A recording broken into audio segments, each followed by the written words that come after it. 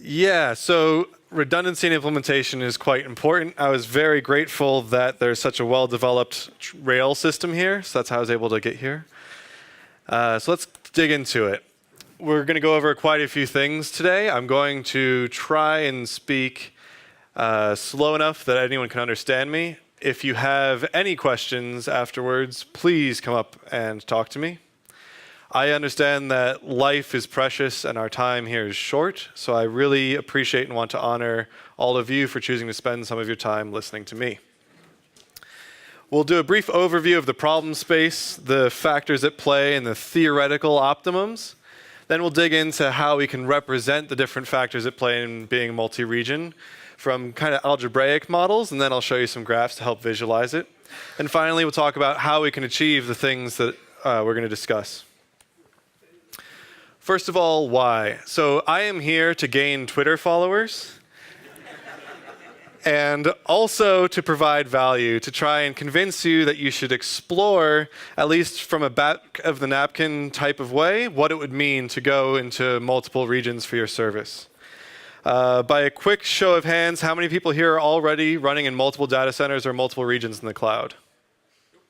All right. Now, can everyone please raise your hand? Go ahead, come on. Now, put your hand down if you think that you can go into multiple regions for less than 300% of your cost. Put your hand down if you think you can go for less than 200% of your cost. Put your hand down if you think you can go for less than 150% of your current cost. All right. Good news for you all. So Netflix was going well, and then it didn't. And so we took that opportunity to invest in having a multi-region strategy. We had a load balancer that went really bad in the cloud from one of our cloud providers, and there wasn't anything we could do about it. And so at that point, we had the appetite to invest in figuring out how we could never have this happen again. But not only a load balancer failure, but all sources of failure that could bring down a region. Could be any other different service provided by our cloud provider, or sometimes we've been known to push some bad code or a configuration change. I don't know if any of you have ever caused your own production issues. So to get around the ELB failure, we spun up another region that had service load balancers so we could flip DNS to the savior region and proxy back to the region where all of our services were running. This let us get around the single point of failure in the short term. Then we set up active-active database replication between the two regions in the United States, while the EU region remained an island. And finally, we enabled active-active-active replication worldwide. What this let us start to do is fully evacuate any of our regions at any time if there was a production issue that was bad enough. Whenever I have been new to something, I have not been great at it instantly, sadly. Similarly, when we started doing regional failover, we were good, but we weren't great at it. It was unstable. We didn't really know what we were doing, so there'd always be some small issues. Now, evacuating was still better than having a region on fire, but it wasn't something that we felt with full confidence would be without pain. That instability led to an infrequency, because why would we do this knowingly if it's going to cause some pain? There's a lot of hesitance then to pulling that lever or swinging that very large hammer, if you will. And due to the infrequency, it was actually more unstable. Because the less frequently that you do things, the more regressions and errors and uncertainty that you accrue over time. So this was not a great place to be. We're stuck in a tide pool or stuck in a negative feedback loop. And we realized that the way out was to face our fear. And so we decided to do that and just lean into it, make it more frequent. We had executive buy-in, which made this a bit easier. But it was still a big event that took a long time and brought a lot of people to the table, kind of nervously biting their nails, watching their dashboards. And then we decided that this slowness was a big pain point. So we needed to make it fast.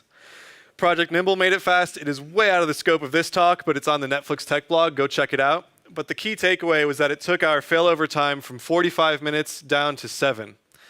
And that speed changes everything. It was, however, still an operational burden. When we would evacuate a region, people's alerts would go off. A lot of people, unfortunately, were alerting on the absence of success. And if there's no requests coming into a region, there's a lot of absence of success. Additionally, we ran canaries in each of the different regions, and if a region was totally evacuated, the canary would fail because it had insufficient confidence that the system was fine. Well, if you're evacuated out of a region due to a regional issue, and then you need to hot patch prod, but your canaries are failing because of the region that's evacuated, that's also not a nice place to be. And the final burden was week-over-week metrics. One of the big things is, what's normal? Well, how are we doing last week? Pretty good proxy.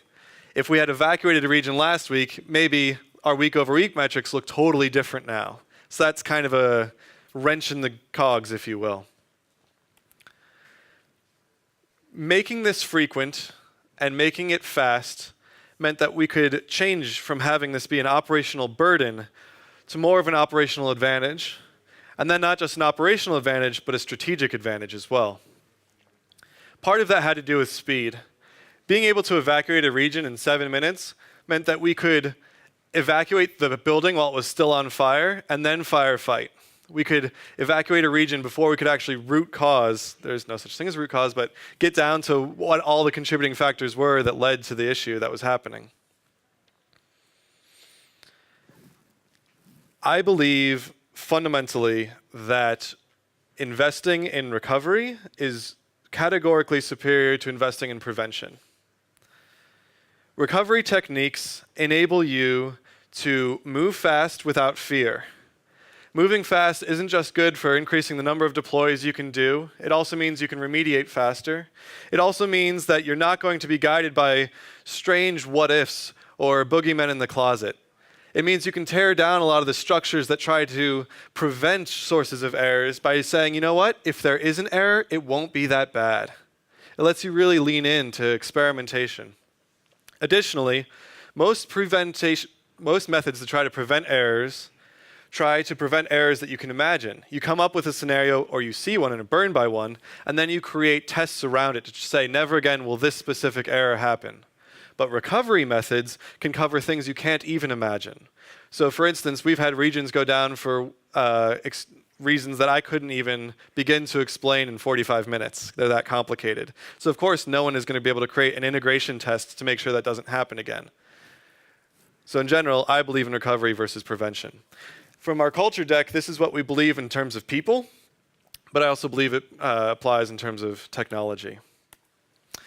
So we have demand for our system over the course of the day, and we have peak demand at what we'll call noon, so pick your time zone. We have to provision our system to accommodate 100% of peak demand, so that's our one region 100% capacity cost. All right, cool. Then, if we want to be resilient to regional failure, we need to think about what's the right number of regions to have. Well, if we go to having only one region, we have 0 regional tolerance. With 2, we can tolerate one region being down. Now, for the rest of this talk, I'm only going to consider solutions that have one region failure tolerance. So this first number here on the left, the n that became n plus 1 became 1 plus 1. N is the number of regions that have to be up, and 1 means that's the many you can have go down. So with 2 regions, you can see that you have to have 100% capacity in either, because either needs to be able to take all of your load. However, that equals like 200% of your cost. With 3 regions, allowing 1 to be down means that any 2 need to be able to sum to 100% of your load. And so the most cost-efficient way to do that would be any 2 regions were to handle 50% of your load. Now you can see how, like, if this one goes down, the other 2 are 100%. If that one goes down, the other 2 are 100%, et cetera, et cetera. What's interesting about this is now we have regional resiliency for 150% of our cost. Far less than the 200 or 300% that many of you, I believe, was showing with the hands being raised. So that's quite surprising. So let's dig into that 3-region situation. In the normal course of events, before a region fails, we want to evenly load the traffic throughout all 3 regions. And the reason for that is that if one of your regions had 70% of traffic and it were to fail, you have a much larger impact, or larger blast radius has been mentioned earlier. So the availability ideal is to stay proportional with the number of regions that you have. So if we have 3 regions, this red line is now our 1/3 of demand by minute or hour. If we have, however, a steering policy that sends traffic to regions that goes above that proportional, we've now potentially introduced an excess availability. If all regions have the same chance of going down, then any traffic steering policy is going to be equivalent on a risk-adjusted basis in terms of total amount of whatever your KPI is being lost.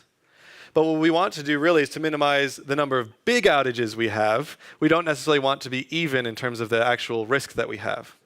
So staying proportional lets you make sure that the maximal outage you can have at any time is shrunk down to its minimum. Additionally, if we have a steering policy that goes above our cost efficiency, then we have now incurred excess cost. So in 3 regions, that cost efficiency was at 50%. So here you can see that we visualized the excess cost. But since we pay for capacity on an ongoing basis, we actually experience that excess cost throughout the day. So this is a general overview for the problem that we're trying to look at. Here's an example from the analysis that we did of one potential steering policy with 3 regions with some of our data and load throughout time. This upper region that's pink and shaded is our excess cost.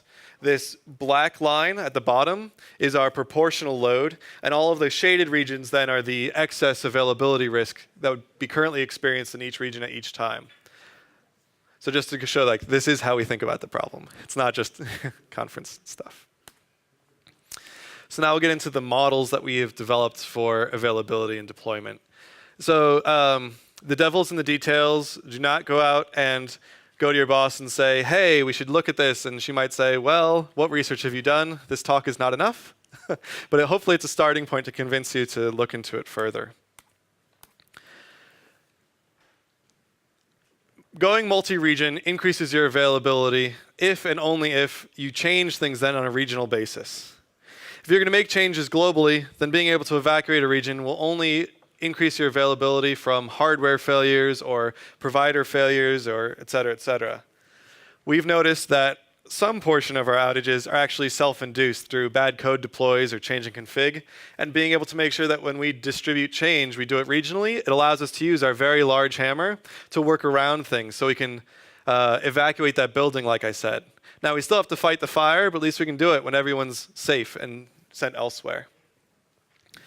For availability, we also want to think about how many regions we have so we can try to reduce our blast radius. Assuming one region only goes bad at a time, the more regions we have, the smaller the blast radius we have when a region goes bad. So if you have 1 region and it goes bad, you lose 100%, 2 would be 50%, 3, 33, and so on and so forth. So yeah, so the availability increases as number of regions increases, or the fault domain shrinks as number of regions increases. We also have that balance of traffic. So figuring out the value of that shaded area, that's what this is supposed to represent. For each region, for each time of the day, sum up the amount that you exceed proportional, or basically take the area between the curves. Now, that was good from a theoretical basis, but we wanted to know, does each region actually have the same chance of going bad? What would this mean for our particular incidents? So we have some tagged data around all of our incidents, and we're able to replay them against different types of regional deployments, adding regions, changing the balance throughout different times of the day, and seeing what the new empirical risk would be for different deployments. If you have that kind of data, I would suggest you also look at it. One of the reasons to go into multiple regions is for latency. Or people are going to wonder, if we're starting to now add data centers around the world, what's that going to mean for our customers? Well, there's different types of latency. There's latency from your device through your Wi-Fi to the network, to your ISP, to the IX, and then backbone latency. So when you talk about adding multiple regions and you think, what's the latency impact, you really need to have a comprehensive view of what latency means from the end perspective of your users. Also, you now have a couple different ways that your system operates in terms of latency for your users. You have the normal mode, in which you have all of your regions active, and then you have what we call failover modes, where one of your regions is taken out. And then you have to redistribute traffic. So how do you measure those different latencies? I believe in valuing the normal mode, since it's the vast majority of time. And as long as your application continues to work, optimizing for latency in a failover mode, I would strongly consider deprioritizing, because it has profound impacts on cost. From a pure latency perspective, though, we don't know what the optimal loading of traffic is. It's going to be based on where your users are and all of their different traffic patterns. We know the balancing from an availability perspective and from a cost perspective, as we've talked about previously. We'll dig more into cost in a bit. So one thing that's interesting is that the Pacific Ocean is quite large and not very populous.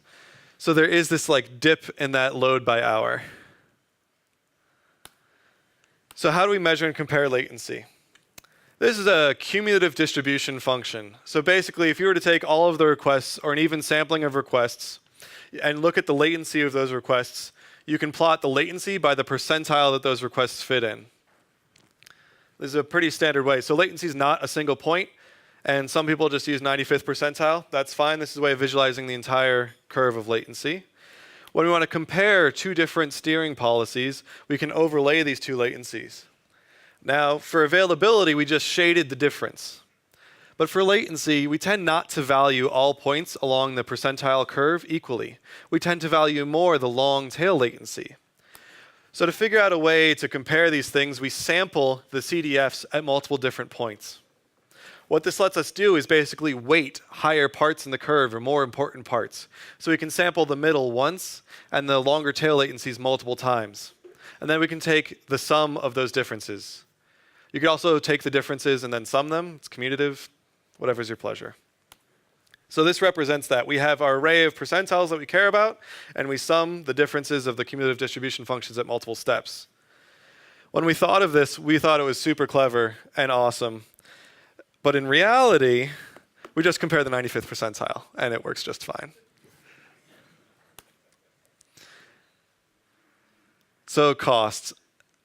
When you go to your bosses or other decision makers or colleagues and you say, I heard this talk from Aaron, it was great, I followed him on Twitter, and now we need to go multi-region. They're going to say, oh, super cool, but can we afford it? I showed you that 3-region example, but that's how we get to 150%.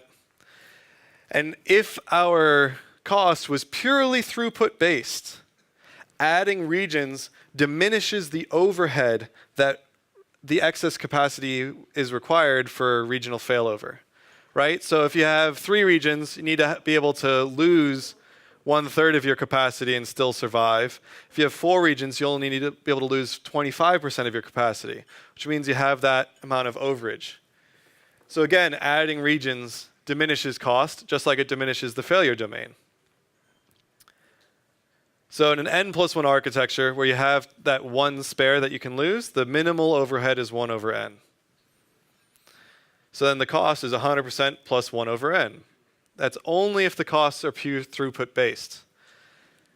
When the rubber meets the road, you actually don't have 100% of your costs just based on throughput.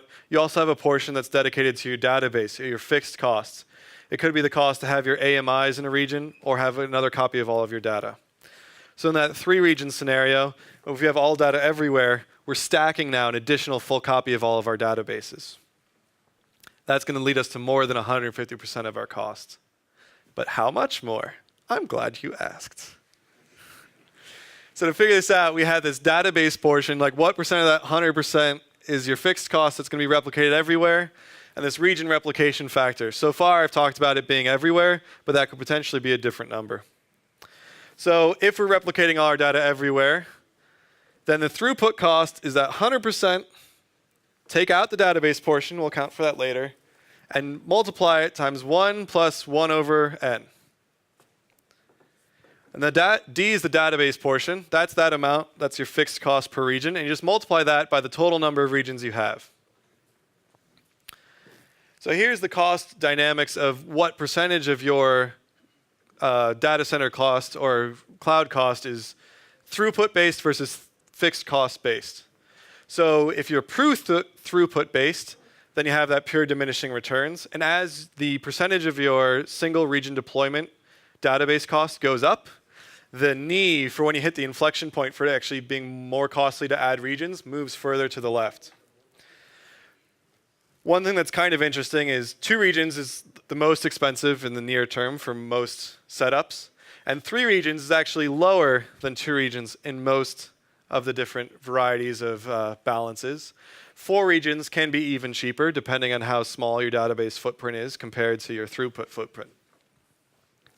Kind of interesting. Now, what if data wasn't everywhere? So this is a bit of theoretical architecture from me at this point. Full disclosure, Netflix has all of our data everywhere in terms of all in the 3 regions currently. But some of this stuff is pretty interesting. So here we get that diminishing throughput cost as we add regions. But if we have our data in only 2 places, now our data cost is fixed. So we have our database portion times 2. What's nice here is we can get that diminishing throughput overhead as we add additional regions. But again, that database portion then stays fixed, even though we have this redundancy. So that's quite dramatic between having all data everywhere and having data in only 2 places. So to summarize cost, you incur 50% throughput overhead plus a triple database cost to go from 1 region to 3 regions with all of your data everywhere. It's a lot less than a lot of people think. However, you can do 25% additional throughput overhead plus 2 copies of your database cost if you go to 5 regions with your data in only 2 places, plus a heck of a lot of operational complexity. So now we can talk a bit about architecture. Multisite fault isolation. So again, regional isolation only works as much as you abide by it. If you roll your deploys globally, you're going to bring down production globally. Do things region by region and give enough time for you to see the issues that arise as you roll out your change from region to region. It may or may not have been the case that someone said, oh yeah, we do regional deploys, and then they caused the global issue. Oh, well, how long was your delay between regions? A minute or 2. Okay. So your services should be totally stateless, so you can shift traffic around, or you should use asynchronous replication. If you use synchronous replication for your data, now you have a dependency across regions. Now what happens if the region that's going bad could potentially cause excess pressure on the other regions that were supposed to be healthy? That's a violation of isolation, a kind of hidden one in a way. Additionally, we don't just replicate our databases as you might think of it. We have a pretty heavy Cassandra footprint, which is fabulous for write throughput. For read throughput, we found it useful to use a lot of caching. We use a caching thing called Evacuation. It's open source. It's awesome. Check it out. What we know is that if we replicate our data but don't replicate our caches, then when we have to evacuate a region, we now have a thundering herd problem on our databases, which would require us to spend even more money to increase their footprint. So we found it to be cheaper to replicate our caches globally as well as our databases. Now, the caches still have TTLs and all those things, and so you have to do the math yourself to figure out if the throughput increase of scaling up your database is less than the additional overhead for replicating your caches globally. Do not make cross-region requests. Some people say, oh, I have this one database that's very expensive, but I could keep all that in only one place and replicate a couple other data sets in 2 other places. Well, okay, that might help in some situations, but you've still fundamentally undermined this as a recovery technique. So no cross-region requests, except for that database replication. Oops. So this leads to this real deep question around sharding or not. Should you have your data everywhere, or should you have it in only 2 places? It impacts your steering. Who goes to which region? With all data everywhere, we really don't have to care who you are. What we care about is where you are from a topological perspective in terms of latency to try to balance those things. But we don't have to care about you as a particular user and where your data is. Being able to send anyone anywhere also lets you do fun things like, oh, we now have a big issue in this region and a minor issue in this region, so let's shuffle around who gets sent where without having to worry about it. It's quite powerful. It also means our application doesn't have to even be aware on the client side that there are multiple regions. We do some termination of connections forward deployed in our CDNs. Those also can be relatively unaware of who the users are. Very simple, very nice. If you're going to shard, then you need to send certain users to certain places. It kind of constrains the freedom that you have as an operator, and now you have to build that knowledge into your client apps, into your proxies, or you'd have to have some sort of cross-region proxying scheme going on in the back end. It's a lot to manage, and it's a lot to get right. In addition to steering, which isn't just a one-time thing, we have the rebalancing and rehoming of users. So as you grow, and I hope all of your stuff is growing, the regions will naturally drift away from that ideal 33%, or perhaps even that 50% max. So we need to eventually be able to rebalance our regions. So that usually means moving data from region to region. That's rehoming. That's really hard to get right as well. Do you do it at the data layer? Do you do it at the application layer? How do you make sure no one's violating this? It's a whole new set of practices and things that you have to put into place.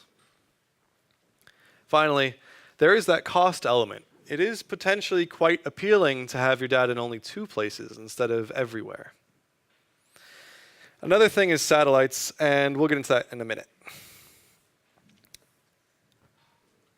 I am very fortunate that our domain is pretty segmented per user or per account. So your account can have multiple profiles, but still it's constrained to 5, so it's not huge. Some applications are really a data graph across all of their users.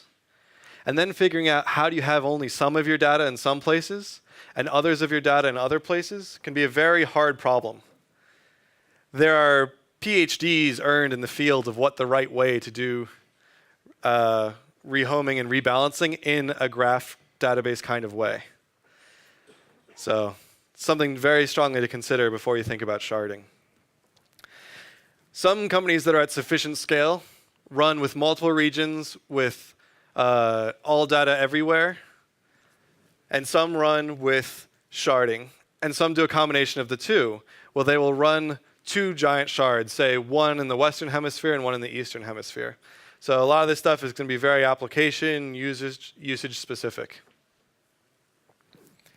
So how do you actually accomplish having data in only 2 places while still getting the diminishing cost advantages of reducing your throughput? It's not immediately obvious. The most naive approach would be, well, let's go to 4 regions and have 2 active-passive pairs, or primary replicas, or those kinds of things. However, you still have now doubled your cost. You've just doubled your cost in 2 places instead of in only 1.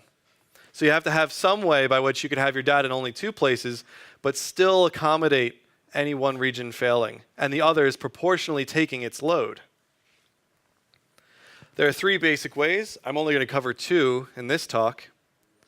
That's the central savior, the ring method, and custom hashing. Custom hashing is left as an exercise for the user. So here's the central savior technique for having data in only 2 places. We can imagine that we have 5 regions, and if you notice, any one of these regions can fail, and another region has its data. If the red fails, the center takes over. If the yellow fails, the center takes over, et cetera, et cetera, et cetera. It's also kind of easy to think about. No matter what happens to any of the outer ones, that center one can take over for it. This is also nice because you could engage in active-passive replication. So if you want to use something like MySQL or Postgres, you could totally do it in this kind of setup and still have that diminishing overhead of 1 over n as you add regions and continue to separate out portions of your data. This situation is also quite nice because you have all of your data in one of your regions. So if you need to run some sort of business intelligence or reports or things that need you to query your entire data set, you can without bearing an additional copy of your data cross-region. This is that satellite thing I was talking about.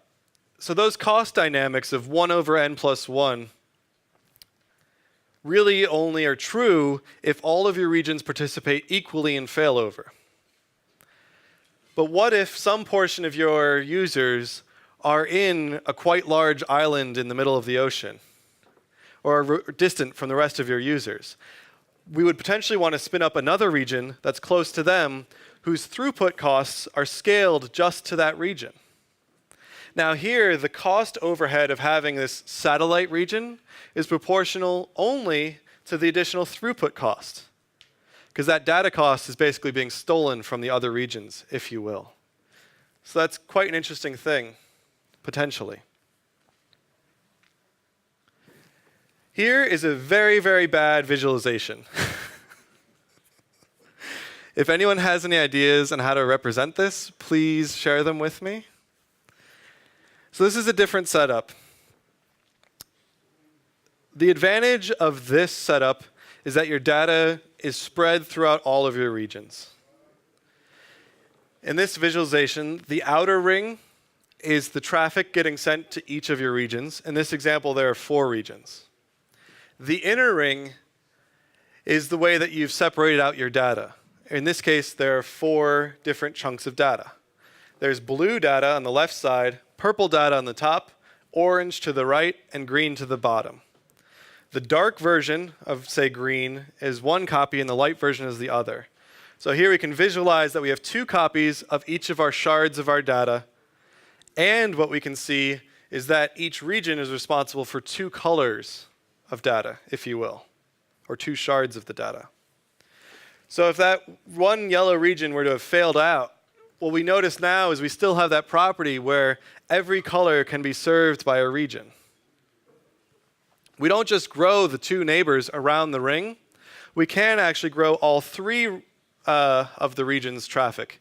And what's important about this is now each region is still only covering the same 2 colors it was before. It's just covering a different percentage of traffic across those 2 colors. So here, the black region is still only covering purple and blue. What's nice about this is it lets you have your data in a ring. Now, why is that nice? Well, if you're trying to think about latency, well, the world is kind of like a ring, if you look at it. That Pacific Ocean kind of puts a break in the ring, but, we want to optimize for normal mode, not necessarily failover mode. So potentially quite interesting.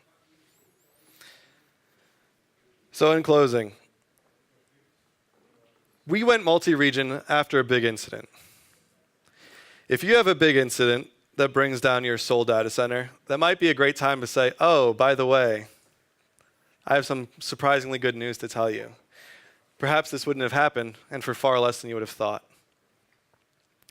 Having regional evacuation as a tool in our tool belt let us go from having failover as a burden to an advantage. If something's hinky in a region, we can get out of there before it actually causes a problem.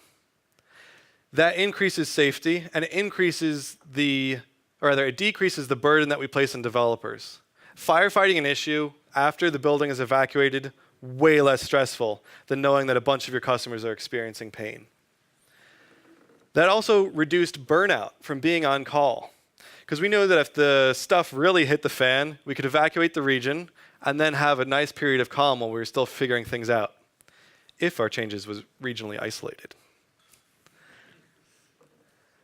Getting executive buy-in to do this is going to be critical because of the huge budget implications, but it's also going to be important to instill in your fellow developers that isolation is not only in how you deploy changes, but also no cross-region requests. One nice thing is that many cloud providers by default will provide network isolation across your regions. So poking holes in inter-region communication is the exception, not the norm, and that turns out to be a very nice, safe default. It's potentially hugely advantageous to be able to spin up new regions near to your customers if they are geographically distributed. Another interesting thing is I've been talking about regions and geographical distribution, but this still applies even if you're running in a single region with a few availability zones, if your cloud provider operates that kind of thing. Another thing that's interesting is this same sort of thinking is still applicable if you only want to have one copy of your data. Because most of the reasons why a region goes down are due to bad deploys, bad configuration changes, bad data. being deployed to application servers, not your database. It could still be advantageous to have 3 different artificial segmentations to your code deploys, all using the same database. Then if you have some sort of deploys somewhere in your 3 different stacks, you could evacuate that stack and the other 2 could still take over. So the same thinking can be applied even within a single data center, still increase your availability. Again, please do not take what I have said as gospel. It's all very application specific and situation specific. And now I have about 10 minutes left for questions.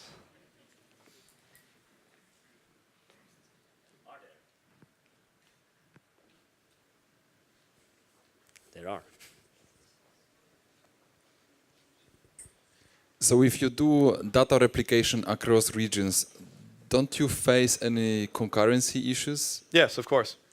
And how do you solve them and how do you notice them? Because this is tricky part, as it won't happen regularly, right? The regularity of it is tied to how sticky users are to regions. How you implement steering is going to impact how sticky users are to regions. If you have some sort of pre-flight request that sends which region to contact back to the app, you can guarantee a certain amount of stickiness where you can read your write. If you use DNS, well then it's up to the resolvers and how all that works. If it's anycast to a bunch of proxies, those are also pretty stable. However, all those different things, we're talking about the frequency of occurrence of race conditions. They're going to happen. Anytime you have a real distributed system, you have to think about availability or consistency. Append-only data structures, CRDTs, other kinds of things can help diminish those potential problems with concurrency issues. If we go and you think about that universal savior model, where you have active-passive replication, then you can have a situation where writes are only accepted in one region and users are forced to be sticky to a region. And then you don't have those concurrency issues, but you do have a slight unavailability when you want to then evacuate one region and send users to the secondary region. Thank you. Is there another question? So you are all experts. Excellent. I have a question. How many people were surprised by the cost dynamics of adding regions? Very cool. How many people found this talk helpful? All right. How many people think that their organization may have an appetite to going multi-region?